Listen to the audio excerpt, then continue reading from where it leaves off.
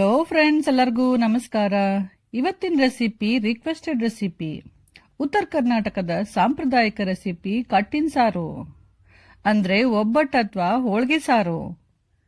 ಈ ಸಾರನ್ನು ನಾವು ಹೆಚ್ಚಾಗಿ ಅಮಾಸೆ, ಹುಣ್ಣಿಮೆ ಅಥವಾ ಯಾವ್ದಾದ್ರು ಹಬ್ಬ ಇದ್ದಾಗ ಹೋಳಿಗೆ ಮಾಡಿದಾಗ ಹೋಳಿಗೆ ಜೊತೆ ಈ ಕಟ್ಟಿನ ಸಾರನ್ನು ಮಾಡ್ತೀವಿ.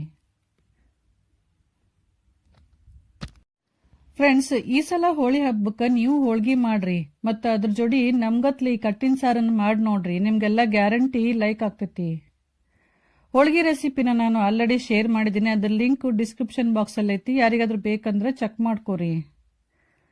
ಬರ್ರಿ ಇವಾಗ ಹಂಗಂದ್ರೆ ಕಟ್ಟಿನ ಸಾರು ಮಾಡಕ್ಕೆ ಸ್ಟಾರ್ಟ್ ಮಾಡೋಣ. ಅದಕ್ಕಿಂತ ಮೊದಲು ನಿಮ್ಗೆ ಗೊತ್ತಲ್ಲ ಏನು ಮಾಡ್ಬೇಕಂತ ಹೇಳಿ. ಈ ಸಾರು ರೆಸಿಪಿ ನಿಮ್ಗೆ ಏನಾದರೂ ಚಲೋ ಅನಿಸಿದ್ರೆ ಲೈಕ್, ಶೇರ್ ಮತ್ತು ಕಮೆಂಟ್ ಮಾಡ್ರಿ. ಇಲ್ಲಿ ತನಕ ಯಾರಾದರೂ ನಮ್ಮ ಚಾನಲ್ ಪಾಕಶೃಂಗಾರನ್ನ ಸಬ್ಸ್ಕ್ರೈಬ್ ಮಾಡಿಲ್ಲ ಅಂತಂದ್ರೆ ಪ್ಲೀಸ್ ಸಬ್ಸ್ಕ್ರೈಬ್ ಮಾಡ್ರಿ. ಕಟ್ಟಿನ ಸಾರು ಮಾಡಕ್ಕೆ ಏನೆಲ್ಲ ಸಾಮಗ್ರಿ ಬೇಕಂತ ಹೇಳಿ ನೋಡೋಣ. ಕಡಲೆಬೇಳೆ, ಆಮೇಲೆ ಕೆಲವೊಂದು ಮಸಾಲೆ ಸಾಮಗ್ರಿಗಳು ಬೇಕು. 1 ಸ್ಪೂನು ಧನಿಯಾ, 1 ಸ್ಪೂನು ಜೀರಿಗೆ, ಅರ್ಧ ದಾಲ್ಚಿನ್ನಿ, 4ರಿಂದ 5 ಮೆಣಸು, 2 ಲವಂಗ ಮತ್ತೊಂದು ಏಲಕ್ಕಿ. ಆಮೇಲೆ ಒಂದು ಸಣ್ಣ ಉಳ್ಳಾಗಡ್ಡಿ ಮತ್ತೆ ಒಂದು ಸ್ವಲ್ಪ ಒಣ ಕೊಬ್ಬರಿ ತುಕ್ಕುಡಿ. ಸ್ವಲ್ಪ ಸಣ್ಣ ತಗೋರಿತೀರ, ಜಾಸ್ತಿ ತಗೋಬೇಡ್ರಿ ಒಣ ಕೊಬ್ಬರಿನ. ಆಮೇಲೆ ಹುಣಸೆಹಣ್ಣನ್ನು ಅರ್ಧ ತಾಸು ಮೊದಲು ನಾನು ನೀರಾಗ ನೆನೆ ಹಾಕಿಟ್ಟಿನಿ. ನೆಕ್ಸ್ಟು ಮಸಾಲೆ ಖಾರ, ಸ್ವಲ್ಪ ಕೆಂಪು ಖಾರ, ಕರಿಬೇವು, ಕೊತ್ತಂಬರಿ, ಬೆಳ್ಳುಳ್ಳಿನ ಸಿಪ್ಪೆ ಬಿಡಿಸಿಟ್ಕೊಂಡಿನಿ. ರುಚಿಗೆ ತಕ್ಕಷ್ಟು ಉಪ್ಪು, ಬೆಲ್ಲ, ಅರಿಶಿನ ಪುಡಿ, ಎಣ್ಣೆ, ಸಾಸಿವೆ, ಜೀರಿಗೆ ಮತ್ತು ಇಂಗು. ಈ ರೆಸಿಪಿಗೆ ಬೇಕಾಗುವ ಸಾಮಗ್ರಿಗಳು ಮತ್ತು ಅದರ ಮೆಜರ್ಮೆಂಟನ್ನು ಡಿಸ್ಕ್ರಿಪ್ಷನ್ ಬಾಕ್ಸಲ್ಲಿ ಹಾಕಿದ್ದೇನೆ. ಫಸ್ಟು ಕಡಲೆಬೇಳೆನ ಚಲೋತಂಗೆ ತೊಳೆದು ಆಮೇಲೆ ಅದಕ್ಕೆ 2ರಿಂದ 3 ಬಟ್ಲದಷ್ಟು ನೀರು ಹಾಕ್ರಿ. 1 ಬಟ್ಲು ಬೇಳೆಗೆ 2ರಿಂದ 3 ಬಟ್ಲದಷ್ಟು ನೀರು ಹಾಕಿ ಆಮೇಲೆ ಸ್ವಲ್ಪ ಅರಿಶಿನ ಪುಡಿ ಹಾಕಿ ಕುಕ್ಕರ್ನ್ಯಾಗ 2ರಿಂದ 3 ವಿಶಿಲು ಕೂಗಿಸ್ರಿ. ಈಗ ನೋಡ್ರಿ, ಬ್ಯಾಳಿ ಚಲೋ ತಂಗಿ ಬೆಂದೈತಿ. ನೆಕ್ಸ್ಟ್ ಈಗ ಈ ಬ್ಯಾಳಾಗಿರೋ ಎಲ್ಲ ನೀರನ್ನು ಬಸಿಬೇಕು. ನೀರೆಲ್ಲ ಚಲೋತನ ಬಸಿತನ ಸ್ವಲ್ಪ ಹೊತ್ತಿನ ಹಿಂಗೆ ಇಡಬೇಕ್ರಿ. ಈ ಬ್ಯಾಳಿಯಿಂದ ನೀವು ಪಲ್ಯ, ಹೋಳ್ಗಿ, ಕಡುಬು ಮತ್ತು ಹೈಗ್ರೀವು ಮಾಡಬಹುದು. ಬ್ಯಾಳಗಿನ ನೀರು ಬಸಿತನ ನಾವು ಸಾರಿಗೆ ಮಸಾಲೆ ರೆಡಿ ಮಾಡ್ಕೊಳ್ಳೋಣ. ನೆಕ್ಸ್ಟ್ ಈಗ ಗ್ಯಾಸ್ ಆನ್ ಮಾಡಿ ಗ್ಯಾಸನ್ನು ಸಿಮ್ಮಲ್ಲಿ ಇಟ್ಬಿಟ್ಟು ಅದ್ರ ಮೇಲೆ ಒಂದು ಸ್ಟ್ಯಾಂಡ್ ಇಡ್ರಿ. ಆ ಸ್ಟ್ಯಾಂಡ್ ಮೇಲೆ ಉಳ್ಳಾಗಡ್ಡಿ ಇಟ್ಟು ಉಳ್ಳಾಗಡ್ಡಿನ ಸುಡಬೇಕು. ಎಲ್ಲ ಕಡೆ ಚಂದಂಗೆ ಟರ್ನ್ ಮಾಡಿ ಉಳ್ಳಾಗಡ್ಡಿನ ಚಂದಂಗೆ ಸುಡ್ರಿ. ಫ್ರೆಂಡ್ಸ್, ಆ್ಯಕ್ಚುಲಿ ಇದನ್ನ ಒಲ್ಯಾಗ ಕೆಂಡದಾಗ ಸುಡ್ತಾರ್ರಿ. ಆದ್ರೆ ನಮ್ಮ ಸಿಟಿ ಲೈಫ್ನಾಗ ಇದು ಸಾಧ್ಯ ಆಗಂಗಿಲ್ಲ ನೋಡ್ರಿ. ಅದಕ್ಕೆ ನಾವು ಹಿಂಗೆ ಸುಡಬೇಕು. ನಿಮ್ಮ ಹತ್ರ ಈಗ ಸ್ಟ್ಯಾಂಡ್ ಇರಲಿಲ್ಲ ಅಂದ್ರೆ ನೀವು ಡೈರೆಕ್ಟ್ ಗ್ಯಾಸ್ ಮೇಲೇನು ಸುಡ್ಬೋದು. ಭಾಳ ಸಣ್ಣ ಉರಿ ಇಟ್ಟು ಎಲ್ಲ ಕಡೆ ಚಂದಂಗೆ ಸುಡಬೇಕು. ಅಂದ್ರಣ ಸಾರು ಭಾಳ ಚಲೋ ಆಗ್ತೈತ್ರಿ. ಈಗ ಉಳ್ಳಾಗಡ್ಡಿ ಚಂದಂಗೆ ಸುಟ್ಟೈತ್ರಿ. ನೆಕ್ಸ್ಟ್ ಇದನ್ನ ತೆಗೆದ್ಬಿಟ್ಟು ಒಣ ಕೊಬ್ಬರಿ ಸುಡಬೇಕು. ಒಣ ಕೊಬ್ಬರಿನೂ ಹಿಂಗೆ ಎಲ್ಲ ಕಡೆ ಟರ್ನ್ ಮಾಡಿ ಚಂದಂಗೆ ಸುಡಬೇಕು.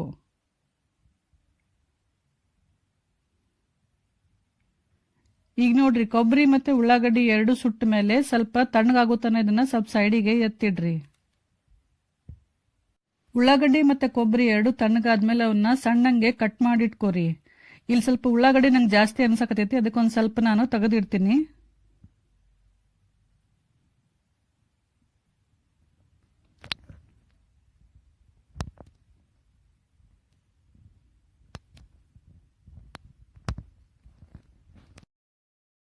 ನೆಕ್ಸ್ಟ್ ಈಗ ಒಂದು ಕಡಾಯಿ ಬಿಸಿ ಮಾಡ್ರಿ. ಆಮೇಲೆ ಅದ್ರಾಗ 1 ಸ್ಪೂನ್ ಎಣ್ಣೆ ಹಾಕ್ರಿ. ಎಣ್ಣೆ ಚಲೋ ತಂಗ್ ಬಿಸಿ ಆದ್ಮೇಲೆ ಅದ್ರಾಗ ಎಲ್ಲ ಮಸಾಲೆ ಸಾಮಾನು ಹಾಕಿ ಗ್ಯಾಸ್ ಅನ್ನು ಸಿಮ್ಮಲ್ಲಿ ಇಟ್ಬಿಟ್ಟು ಎಲ್ಲ ಮಸಾಲೆ ಸಾಮಾನುಗಳನ್ನ ಚಂದಂಗೆ ಹುರಿರಿ. ಎಲ್ಲ ಮಸಾಲೆಗಳು ಚಲೋ ತಂಗ್ ಹುರಿದ್ಮೇಲೆ ಅವ್ನ ತೆಗೆದು ಒಂದು ಸೈಡಿಗೆ ಇಟ್ಬಿಟ್ಟು ಅದೇ ಎಣ್ಣೆ ಒಳಗ ಬೆಳ್ಳುಳ್ಳಿ ಹಾಕ್ರಿ. ಬೆಳ್ಳುಳ್ಳಿನ ಚಂದಂಗೆ ಹುರಿರಿ. ಬೆಳ್ಳುಳ್ಳಿನ ಅರ್ಧ ಇವಾಗ ಯೂಸ್ ಮಾಡ್ರಿ, ಇನ್ನರ್ಧ ಆಮೇಲೆ ಒಗ್ಗರಣೆಗೆ ಯೂಸ್ ಮಾಡ್ರಿ. ಬೆಳ್ಳುಳ್ಳಿ ಚಲೋ ತಂಗ್ ಹುರಿದ್ಮೇಲೆ ಗ್ಯಾಸ್ ಆಫ್ ಮಾಡಿ ಅದರಾಗನ ಕರಿಬೇವು ಮತ್ತೆ ಕೊತ್ತಂಬರಿ ಹಾಕಿ ಸ್ವಲ್ಪ ಹುರಿರಿ.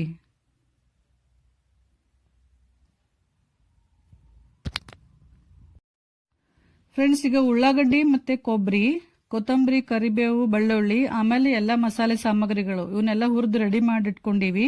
ಇವನ್ನೆಲ್ಲ ಇವಾಗ ನೆಕ್ಸ್ಟ್ ಕಲ್ಲಾಗ ಹಾಕ್ಬಿಟ್ಟು ಕುಟ್ಟಬೇಕು. ಫಸ್ಟ್ ಕಲ್ಲಾಗ ಎಲ್ಲ ಮಸಾಲೆ ಸಾಮಗ್ರಿಗಳನ್ನ ಹಾಕಿ ಸಣ್ಣಂಗೆ ಅರೆದು ಪುಡಿ ಮಾಡ್ಕೋಬೇಕು. ಫುಲ್ ನೈಸ್ ಹಂಗೆ ಪುಡಿ ಮಾಡ್ಕೋಬೇಕು.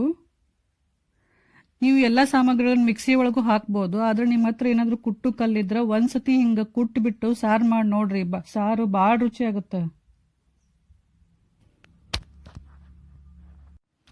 ನೆಕ್ಸ್ಟ್ ಈಗ ಕೊತ್ತಂಬರಿ, ಕರಿಬೇವು ಮತ್ತು ಬೆಳ್ಳುಳ್ಳಿ ಹಾಕಿ ಆಮೇಲೆ ಅದ್ರ ಮಸಾಲೆ ಜೋಡಿ ಚಂದಂಗೆ ಸಣ್ಣಂಗೆ ಅರಿಬೇಕು.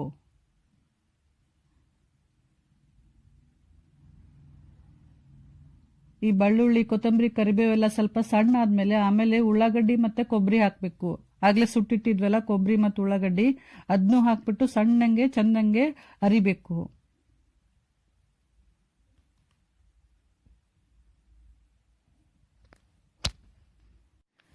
ಈಗ ಸಾರಿಗೆ ಮಸಾಲೆ ರೆಡಿ ಆಯ್ತು. ಇದನ್ನ ಒಂದು ಬಟ್ಲಿಗೆ ತಕ್ಕೋತೀನಿ ಇವಾಗ. ಫ್ರೆಂಡ್ಸು, ಮಸಾಲೆ ಕುಟ್ಬೇಕಾದ್ರೆ ಒಂದು ವಿಷಯ ನೀವಿಲ್ಲಿ ಲಕ್ಷ್ಯ ಇಡಬೇಕು. ಮಸಾಲೆ ಸಾಮಗ್ರಿಗಳು ಅಂದ್ರೆ ಮೆಣಸು, ದಾಲ್ಚಿನ್ನಿ, ಲವಂಗ ಇವನ್ನೆಲ್ಲ ಸಣ್ಣಂಗೆ ಪುಡಿ ಮಾಡ್ಕೋಬೇಕು. ಆದ್ರೆ ಉಳ್ಕಿದ ಸಾಮಗ್ರಿ ಇರ್ತಾವಲ್ರಿ, ಕೊತ್ತಂಬರಿ, ಕರಿಬೇವು, ಉಳ್ಳಾಗಡ್ಡಿ ಇವನ್ನೆಲ್ಲ ಸ್ವಲ್ಪ ಅವಳ್ಚೌಳ್ ಜಜ್ಕೋಬೇಕು. ಫುಲ್ ನೈಸ್ ಹಂಗೆ ಪೇಸ್ಟ್ ಮಾಡಬಾರ್ದು, ಸ್ವಲ್ಪ ತರಿತರಿನೇ ಇರಬೇಕು. ಅಂದ್ರೆ ಸಾರು ಸ್ವಲ್ಪ ರುಚಿ ಆಗುತ್ತೆ. ನೆಕ್ಸ್ಟ್ ಈಗ ನೀವು ಯಾವ ಬೋಗನ್ಯಾಗ ಸಾರು ಮಾಡ್ತೀರಿ ಆ ಬೋಗನ್ಯಾಗ ಬಸ್ತಿದ ಬ್ಯಾಳಿ ನೀರು ಹಾಕ್ರಿ. ಆಮೇಲೆ ಅದ್ರಾಗ ಹುಣಸೆ ಹಣ್ಣಿನ ರಸನ ಹಿಂಡ್ ಹಾಕ್ರಿ. ಈ ಹುಣಸೆ ಹಣ್ಣಿನ ರಸ ಮತ್ತು ಬ್ಯಾಳಿನ ಒಂದ್ 2 ನಿಮಿಷ ಚಲೋ ತಂಗೆ ಕುದಿಸ್ರಿ. 2 ನಿಮಿಷ ಆದ್ಮೇಲೆ ಇದ್ರಾಗ 2 ಲೋಟದಷ್ಟು ನೀರ್ ಹಾಕ್ರಿ. ಆಮೇಲೆ ಅರ್ಶಿನ ಪುಡಿ, ಖಾರ ಪುಡಿ, ಮಸಾಲೆ ಖಾರ, ಬೆಲ್ಲ ಮತ್ತು ಉಪ್ಪು ಹಾಕಿ ಮಿಕ್ಸ್ ಮಾಡ್ರಿ. ಆಮೇಲೆ ಕಲ್ಲಾಗ ಕುಟ್ಟಿದ್ದ ಮಸಾಲೆ ಪೇಸ್ಟ್ ಹಾಕ್ರಿ. ಇದನ್ನು ಚಲೋತಂಗೆ ಮಿಕ್ಸ್ ಮಾಡ್ರಿ. ನೀರು ನಿಮ್ಗೆ ಎಷ್ಟು ಸಾರು ಗಟ್ಟಿ ಬೇಕು ಅಥವಾ ಅಳಕ್ ಬೇಕಂತ ನೋಡ್ಕೊಂಡು ಅದ್ರ ಪ್ರಕಾರ ನೀರು ಹಾಕ್ರಿ. ಈಗ ಇದನ್ನ 5 ರಿಂದ 6 ನಿಮಿಷ ಚಂದಂಗೆ ಕುದಿಸ್ರಿ.